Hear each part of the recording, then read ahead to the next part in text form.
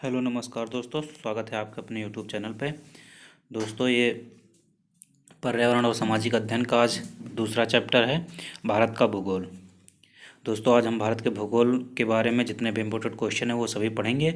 और इसके पहले की वीडियो जो आप लोग अगर ना देखी हो विश्व का भूगोल, तो डिस्क्रिप्शन में लिंक पड़ी है, आप लोग जाकर वे 2 वीडियो पढ़ी हैं, 2 वीडियो देख लीजिए। विश्व का भूगोल और ये भारत का भूगोल है। चलिए दोस्तों, इसके क्वेश्चन देख लेते हैं सभी। दोस्तों, इसका पहला क्वेश्चन है, भारत का आकार कैसा है। तो दोस्तों, भारत का आकार कैसा है ये हमें बताना है। तो जो भारत का आकार है वो चतुष्कोणीय आकार है। भारत का आकार कैसा है, तो भारत का आकार चतुष्कोणीय है। दूसरा क्वेश्चन है, प्राचीन भारतीय भौगोलिक मान्यता के अनुसार भारतवर्ष किस द्वीप का अंग था। तो दोस्तों, ये जम्बू द्वीप का अंग था। यानी दोस्तों, आपको याद रखना है, जो प्राचीन भारतीय भौगोलिक मान्यता के अनुसार भारतवर्ष किस द्वीप का अंग था, तो ये जम्बू द्वीप का अंग था, ये याद रखना आपको। क्वेश्चन नंबर तीसरा है, भारत की स्थलीय सीमा की कुल लंबाई कितनी है। तो दोस्तों, ये है 15,200 किलोमीटर, ये भारत की स्थलीय सीमा है। चौथा क्वेश्चन है, भारत की मुख्य भूमि की दक्षिणी सीमा क्या है। तो जो भारत की मुख्य भूमि उसकी दक्षिणी सीमा है 8 डिग्री 4 मिनट उत्तरी अक्षांश। नेक्स्ट क्वेश्चन है, 5 नंबर है, भारत की सार्वधिक सीमा किस देश के साथ जुड़ती है। तो ये बांग्लादेश के साथ जुड़ती है। आपको याद रखना है दोस्तों, जो भारत की सार्वधिक सीमा है वो बांग्लादेश के साथ जुड़ती है। नेक्स्ट क्वेश्चन अगला है, 6 नंबर है, कर्क रेखा भारत के कितने राज्यों से होकर गुजरती है। तो ये 8 राज्यों से होकर गुजरती है। दोस्तों, आपको याद रखना, जो कर्क रेखा है वो भारत के 8 राज्यों से होकर गुजरती है। नेक्स्ट क्वेश्चन है दोस्तों, भारत और पाकिस्तान के मध्य सीमा है।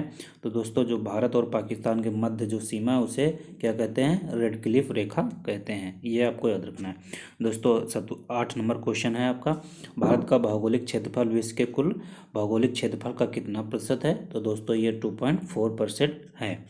नेक्स्ट क्वेश्चन दोस्तों, 9 नंबर है, भारत की प्रादेशिक जल सीमा समुद्र तट से कितने समुद्री मील की दूरी तक है। तो जो भारत की प्रादेशिक जल सीमा है वो 12 मील तक समुद्र तट से दूरी तक है। अगला क्वेश्चन 10 नंबर है दोस्तों, भारत मानक समय व ग्रीनविच समय में कितना अंतर है। तो दोस्तों, ये 5.5 घंटे का अंतर है। भारतीय जो मानक समय है और ग्रीनविच समय है, जो दोनों का अंतर है वो 5.5 घंटा है। नेक्स्ट क्वेश्चन दोस्तों, 11 नंबर है, भारत में समुद्री तटरेखा वाले राज्यों की संख्या कितनी है। तो दोस्तों, ये 9 है। तटीय रेखा और राज्यों की संख्या जो है 9 है। नेक्स्ट क्वेश्चन दोस्तों, 12 नंबर है, भारत में कुल बंगाल की खाड़ी एवं यानी भारत में जो बंगाल की खाड़ी एवं अरब सागर में स्थित द्वीपों की कुल संख्या कितनी है। तो ये 247 की संख्या है। नेक्स्ट क्वेश्चन है दोस्तों, भारत की कौन सी पर्वत श्रेणी नवीनतम है। तो नवीनतम पर्वत श्रेणी जो है वो हिमालय श्रेणी है, ये नवीनतम पर्वत श्रेणी है। नेक्स्ट क्वेश्चन दोस्तों, ट्रांस हिमाचल के अंतर्गत निम्न में से कौन सी श्रेणी आती है।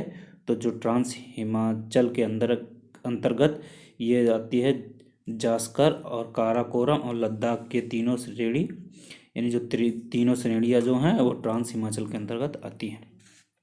नेक्स्ट क्वेश्चन दोस्तों, भारत की सबसे ऊंची चोटी कौन सी है। तो भारत की सबसे ऊंची चोटी जो है वो K2 चोटी भारत की सबसे ऊंची चोटी है। अगला क्वेश्चन दोस्तों है, अरावली पर्वत का सर्वोच्च शिखर है। तो अरावली पर्वत का जो सर्वोच्च शिखर है वो है और गुरु शिखर जो है वो अरावली पर्वत का सर्वोच्च शिखर है। अगला क्वेश्चन दोस्तों है, नीलगिरी पर्वत श्रेणी की जो सर्वोच्च चोटी है तो टोडा बेट्टा जो है वो नीलगिरी पर्वत की सर्वोच्च चोटी है।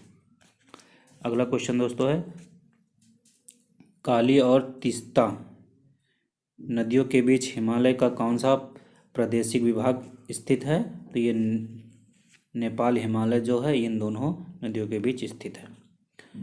अगला क्वेश्चन दोस्तों है, भारत एवं म्यांमार के बीच सीमा धारण करने वाली कितनी और कौन सी पर्वत श्रेणियां हैं। तो 3 पर्वत श्रेणियां हैं दोस्तों। नेक्स्ट क्वेश्चन दोस्तों है अगला, हिमालय का दूसरा सबसे ऊंचा पर्वत शिखर कंचनजंगा भारत के किस राज्य में है। तो कंचनजंगा दोस्तों सिक्किम में है। अगला क्वेश्चन दोस्तों है, भारत में सबसे प्राचीन वलित पर्वत माला कौन सी है? तो जो अरावली पर्वत है ये प्राचीन वलित पर्वतमाला है। अगला क्वेश्चन दोस्तों है, तमिलनाडु का पूर्वी तट अन्य किस नाम से जाना जाता है? तो कोरोमंडल के नाम से जाना जाता है। अगला क्वेश्चन दोस्तों है, भारत में प्रवाहित होने वाली सबसे बड़ी नदी कौन सी है? तो भारत में सबसे बड़ी नदी ब्रह्मपुत्र नदी जो है यह है भारत में सबसे बड़ी नदी। अगला क्वेश्चन दोस्तों है, सुंदरवन का डेल्टा कौन सी नदी बनाती है? तो गंगा और ब्रह्मपुत्र ये दो नदियाँ जो हैं सुंदरवन का डेल्टा बनाती है। गंगा यमुना और चंबल यमुना ये सब नहीं बनाती, यानी यमुना नहीं बनाती, तो गंगा यमुना दोनों गलत हो जाएगा। अगला क्वेश्चन दोस्तों है, बंगाल का शोक किसे कहते हैं? तो दामोदर नदी को बंगाल का शोक कहते हैं। अगला क्वेश्चन है, ब्रह्मपुत्र नदी को तिब्बत में किस नाम से जाना जाता है? तो सांपो नदी के नाम से ब्रह्मपुत्र को जाना जाता है तिब्बत में। अगला क्वेश्चन दोस्तों है, गंगा की सबसे बड़ी सहायक नदी है? तो यमुना नदी जो है गंगा की सबसे बड़ी सहायक नदी है। अगला क्वेश्चन दोस्तों है, वे दो प्रमुख नदियाँ कौन सी हैं जो अमरकंटक पठार से निकलती हैं परंतु वे अलग अलग दिशाओं में बहती हैं? तो नर्मदा सोन नदी जो हैं वो अमरकंटक पठार से निकलती हैं और अलग अलग दिशाओं में बहती हैं। अगला क्वेश्चन है, कौन सी नदी अपने मुहाने पर डेल्टा का निर्माण नहीं करती हैं? तो नर्मदा और ताप्ती ये दोनों नदियां जो हैं डेल्टा का निर्माण नहीं करती हैं। तो ए और बी दोनों हो जाएगा। अगला क्वेश्चन है दोस्तों, दामोदर नदी कहाँ निकलती है? तो छोटा नागपुर के पठार से दामोदर नदी जो है निकलती हुई। अगला क्वेश्चन दोस्तों, सर्वाधिक मार्ग परिवर्तन करने वाली नदी कौन सी है? तो कोसी नदी जो है सर्वाधिक मार्ग परिवर्तन करती है। अगला क्वेश्चन है दोस्तों, प्रायद्वीपीय भारत की सबसे बड़ी नदी कौन सी है? तो गोदावरी जो नदी है वो प्रायद्वीपीय भारत की सबसे बड़ी नदी है। अगला क्वेश्चन दोस्तों, यमुना नदी कहाँ से निकलती है? तो यमुनोत्री हिमानी से यमुना नदी निकलती है। अगला क्वेश्चन दोस्तों, दक्षिण भारत की गंगा किसे कहते हैं? तो गोदावरी को दक्षिण भारत की गंगा कहते हैं। अगला क्वेश्चन दोस्तों, भारत की जलवायु कैसी है? तो उष्ण मानसूनी भारत की जलवायु है। अगला क्वेश्चन है दोस्तों, भारत में कितनी ऋतुएं पाई जाती है? तो 4 ऋतुएं भारत में पाई जाती हैं।